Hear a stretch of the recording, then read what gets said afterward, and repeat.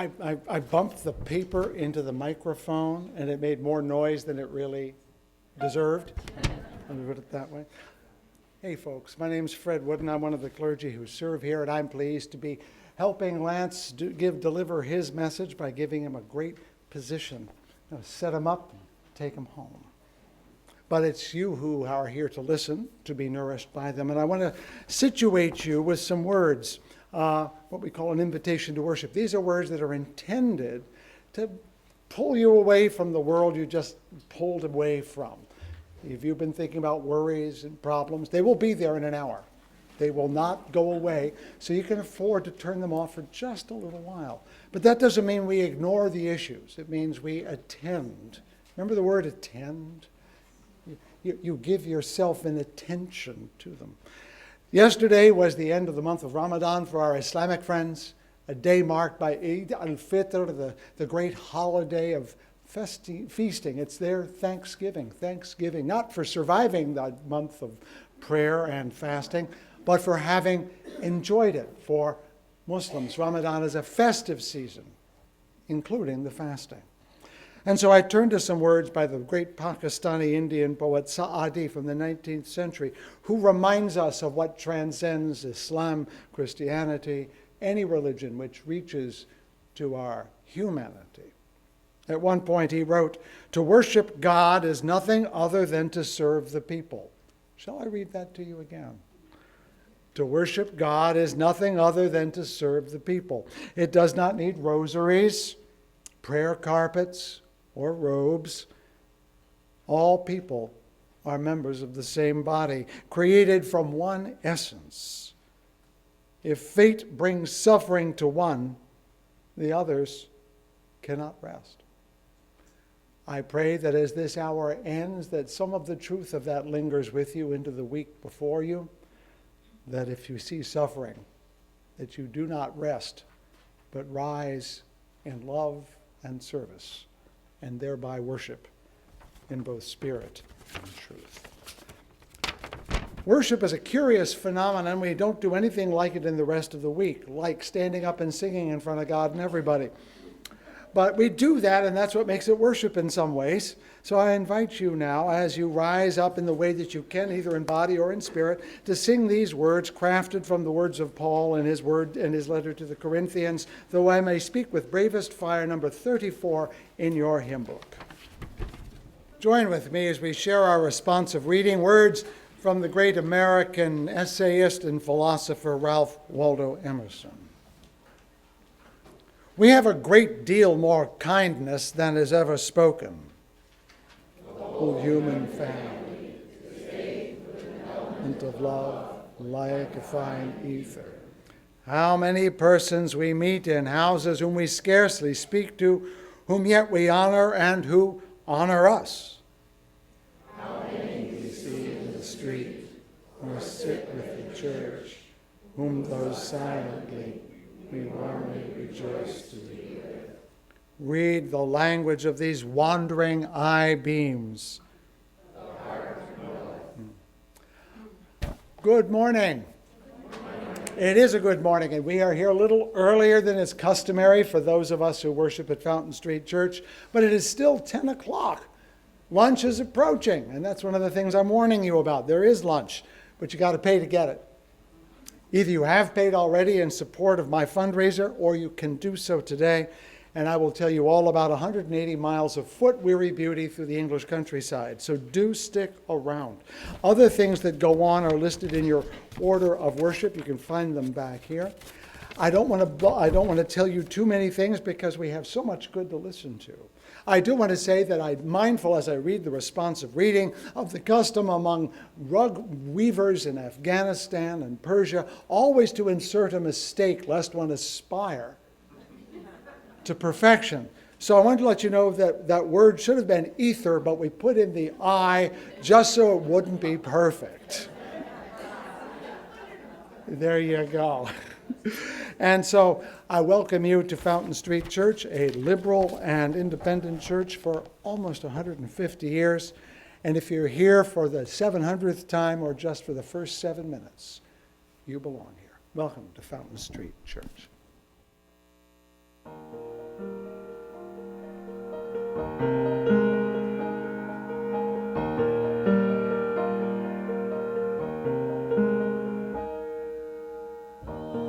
Below me I feel no motion, standing on these mountains and plains, far away from the rolling ocean. Still my triad land can say, I've been sailing all my life now. Never harbor or port have I known. The wide universe is the ocean I travel, and the earth is my blue boat home.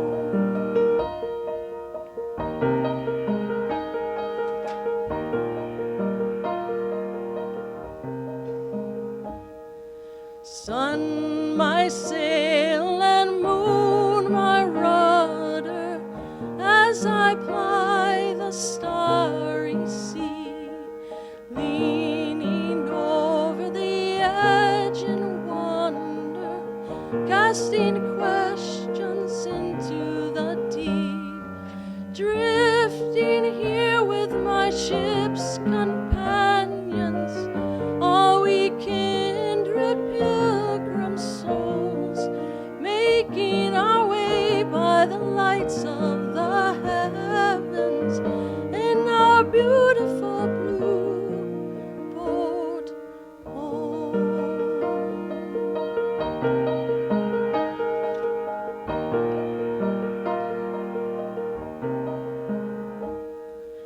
I give thanks to the waves upholding me, hail the great winds urging me on, greet the infinite sky before me, sing the sky my sailor's song.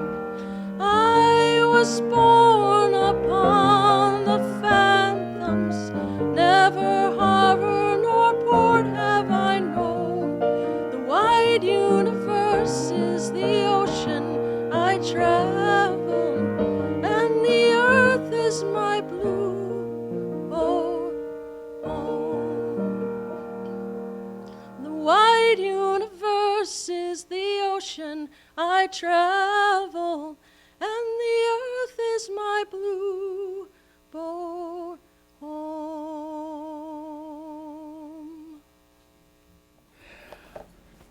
I have the most difficult relationship with the notion of prayer. Nothing troubles me more than people just doing it, as though somehow it puts them in good with some rather small-minded deity who's keeping score. And yet the idea that somehow there is not something out there with which I wish to be in connection seems to be both selfish and lonely. We have a section in our hymn book that's devoted to prayers. I was looking at them as I thought about this moment. They come from all sorts of places. I see that we have, oh goodness, we have Jewish prayers and Christian prayers and Muslim prayers and phrases from the Buddhists and others and folks who don't believe in God, and all of them are true. Because it isn't the words that make them real. It's the heart that needs to speak that is real. Who in this room is not afraid? Who in this room is not lonely? Who in this room has not suffered or has been a companion of suffering? Who in this room has not felt a measure of guilt or shame for righteous reasons? Who in this room has not been overwhelmed by forgiveness and love and beauty? Every prayer is the heart saying one or more of those things. And if you're the only one who listens, but you really listen, it is a true prayer. And if you have not a word to say, but your heart trembles with reality. That is a prayer. And so with few words, let me give you the opportunity to be in prayer, to bring yourself fully here and your heart fully there, that this hour may not simply be a listening, but a living, not simply spectating, but taking part. Nameless one, beyond my compassionate capacities to love, and yet so close that I cannot breathe without you. Grant such courage to me and to those in this room that whatever their hearts carry as burdens can be carried with you for just a moment. That whatever their hearts feel that overwhelms them with joy makes you smile. That whatever we are today, and whatever words or silences we have, that we may be fully here. And if there be words we were taught as children to guide our steps through the day, whatever their names, whatever their doctrine, may they be in your heart, truly, deeply, that you may step into this day and into tomorrow with your whole heart. Upon this and all those things which in the truest prayer are found in the presence of silence. And so may it be. And let the people say, amen.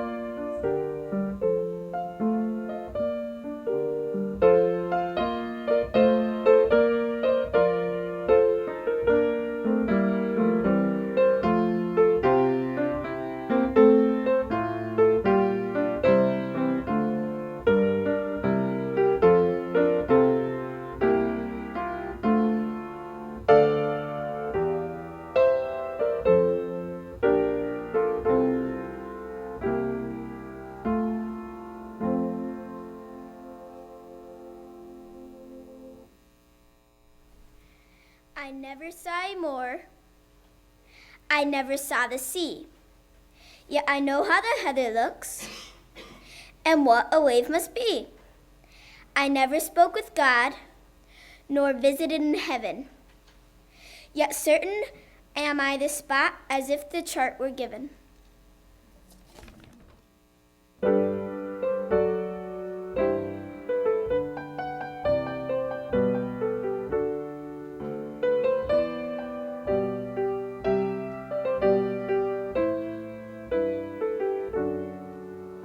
From a distance, the world looks blue and green, and the snow-capped mountains white. From a distance, the ocean meets the stream, and the eagle takes to flight. From a distance, there is harmony, and it echoes through the land. It's the voice of hope. It's the voice of peace. It's the voice of everyone.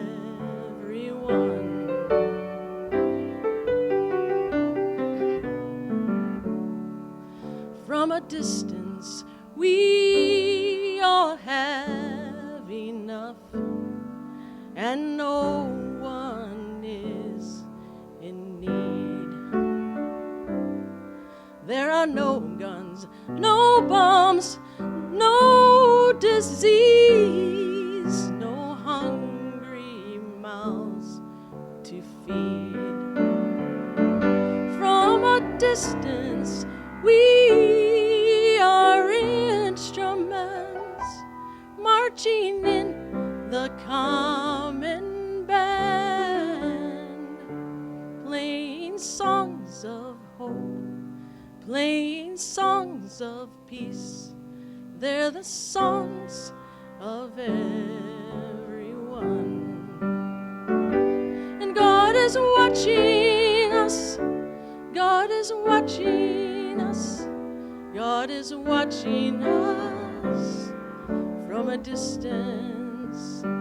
God is watching us. God is watching us. God is watching us from a distance. From a distance, you look like my friend, even though we are at war.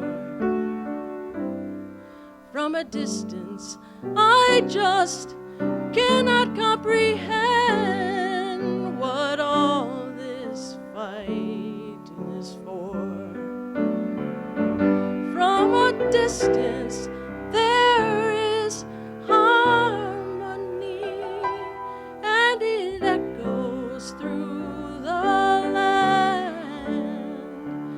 It's the hope of hopes. It's the love of loves.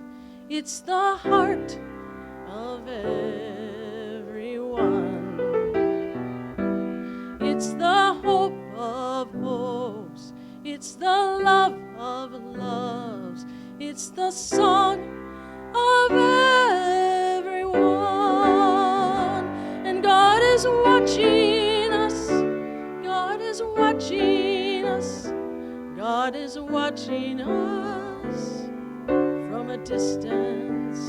And God is watching us. God is watching us. God is watching us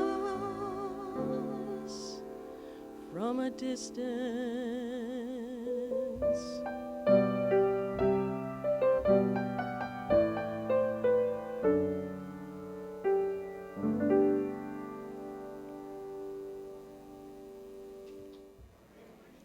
I'm going to have a drink of water.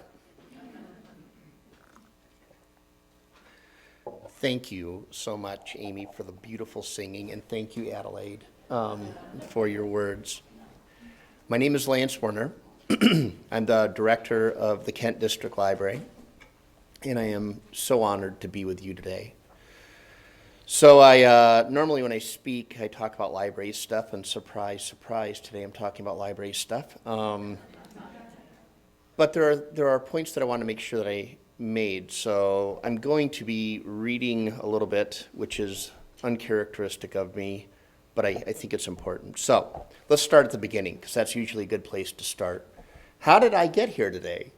What a journey. How did my family get here today? How did Adelaide get here today? So last fall, I was assisting with Disability Advocates of Kent County, helping with the distribution of wheelchairs here at Fountain Street Church for Art Prize. And I was approached by a very kind woman, Evie Bowers, which I learned later, who asked me what church I went to. Yeah. So both I and my family have been asked this question many times since we moved to West Michigan. About 6 years ago. So I gave Evie my stock answer after have been asked many times in West Michigan. I said, I don't go to church anymore because I refuse to teach my kids hate. Yeah. Kind of rude. I know. Where's Evie? I'm so sorry, Evie. I am. I've been waiting a while to tell you that, and here we are. Now's my chance. So Evie told me that we, Fountain Street Church, feel the same way. You should come and check us out. I had heard about Fountain Street Church, but I was skeptical. So my incredible wife, Kristen, and I talked over and figured, yeah, why not? We consider ourselves Christians, but became disillusioned with churches we'd gone to in the past because of their views on women and homosexuality and so on and so forth. Take your pick. So Fred gave the sermon during our first visit, and we were hooked.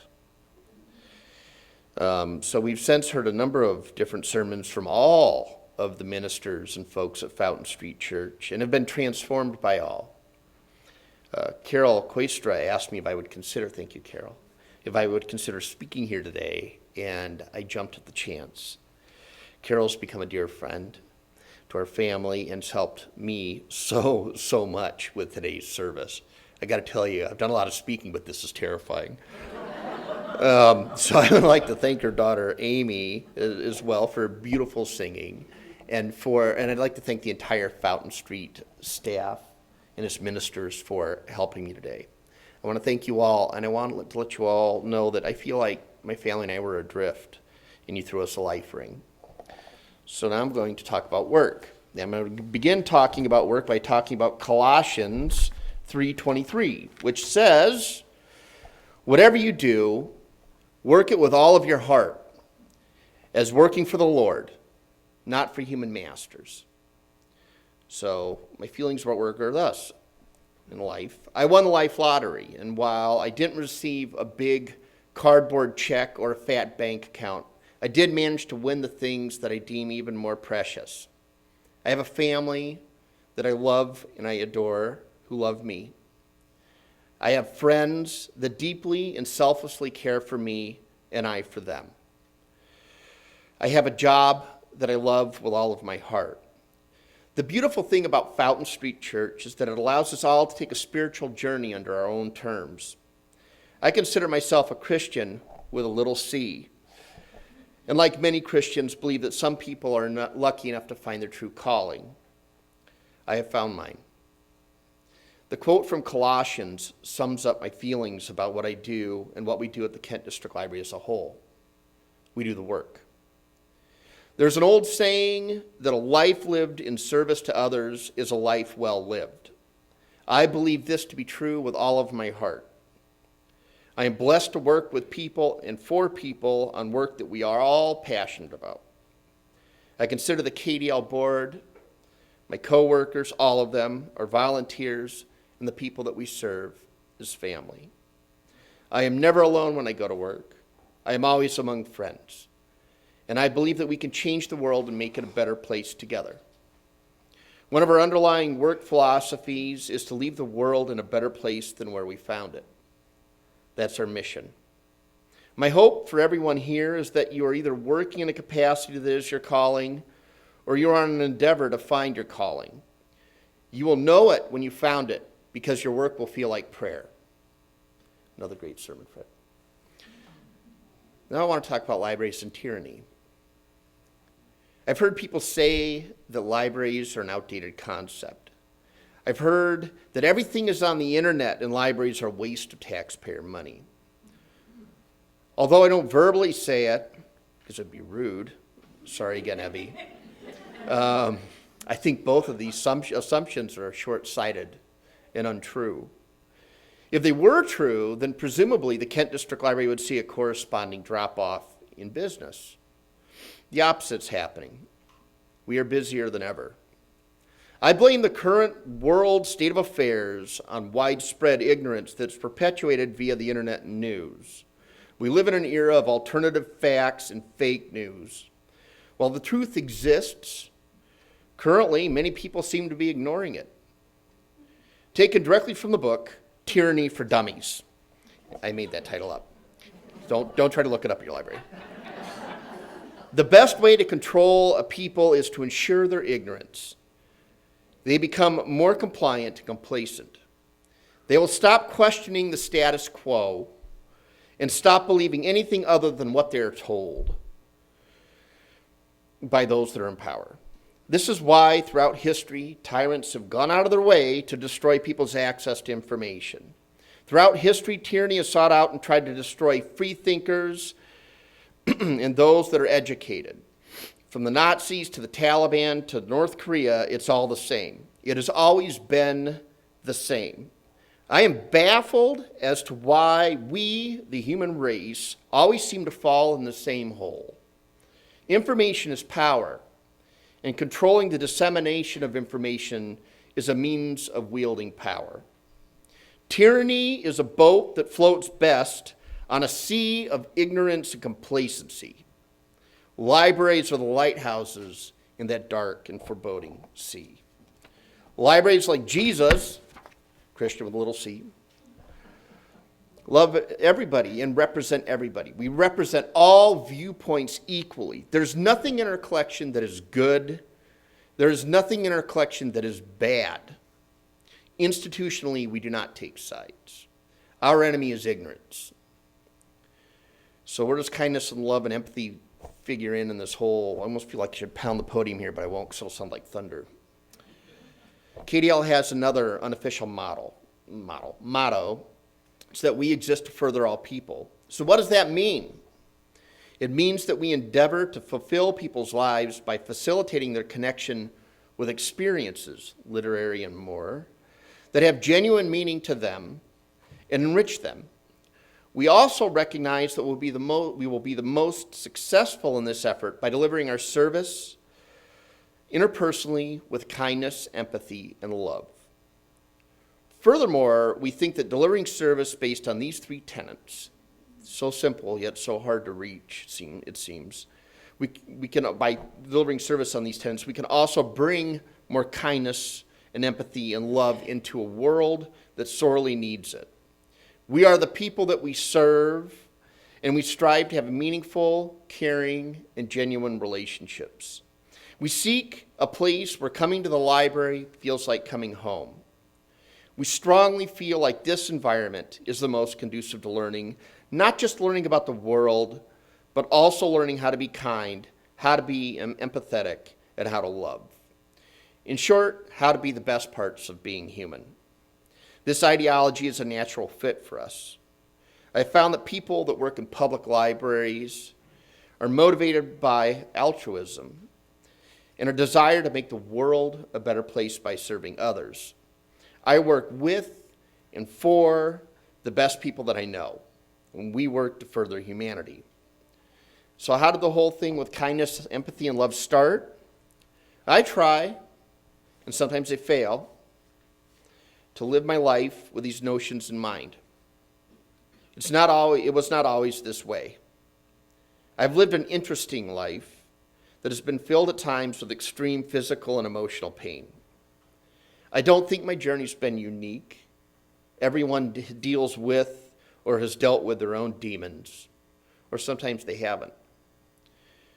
The strange thing is that I feel like I unexpectedly found happiness at the end of my journey, which was counterintuitive to me. And it was actually something that Fred spoke about in one of his sermons, I think last week.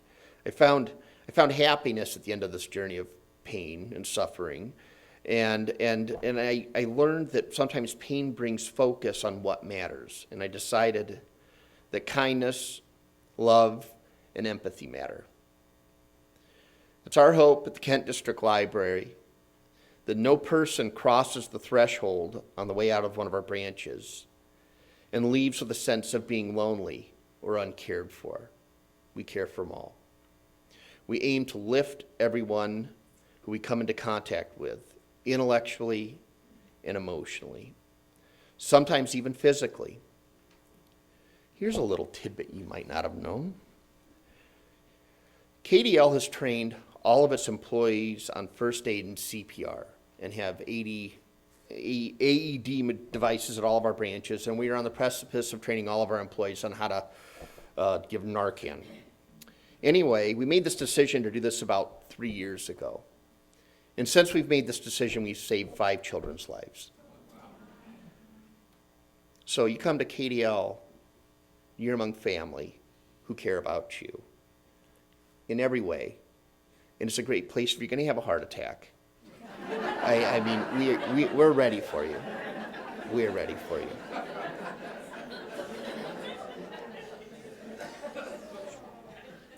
It's painful sitting through long sermons, so I'm happy to say that I only have one or two sentences left. I want all of you to know today that I love you all. And I am profoundly grateful to have had this opportunity to share this time in my story with you. Thank you. On this most beautiful of summer days, we bid that the courage of the dawn send us into the day, that the strength of the hills fortify us through the week, the peace of evening hold us as we enter into sleep, and the love of God be in our hearts. In this and all that we do, knowing that this day and every day is a day which the Lord has made. And as ever, let us rejoice and be glad in it. Amen and amen.